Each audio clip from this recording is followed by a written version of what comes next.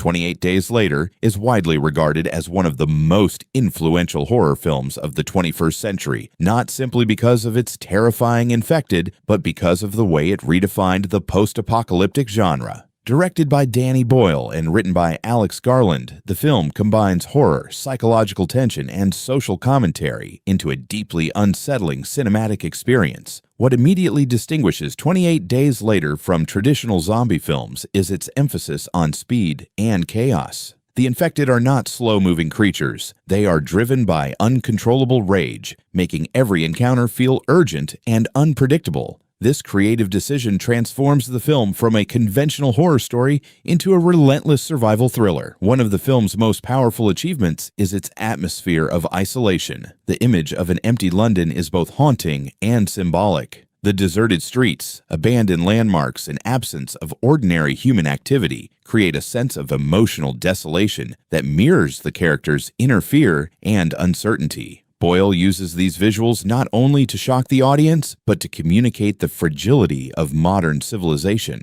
The character of Jim, portrayed by Cillian Murphy, serves as the audience's emotional anchor. He awakens from a coma to find the world destroyed, and his journey reflects the experience of an ordinary person forced to adapt to extraordinary circumstances. His transformation throughout the film is not presented as heroic in a traditional sense. Rather, it raises important questions about how much of one's humanity can be preserved when survival becomes the only priority. Another remarkable aspect of the film is its exploration of human behavior during societal collapse. As the story progresses, the infected become only one source of danger. The film suggests that fear, desperation, and the abuse of power can be just as destructive as the virus itself. This shift gives 28 Days Later a level of thematic depth rarely found in mainstream horror cinema. Technically, the film is equally impressive. The use of digital cinematography, handheld camera work, and natural lighting gives the movie a raw, documentary-like realism.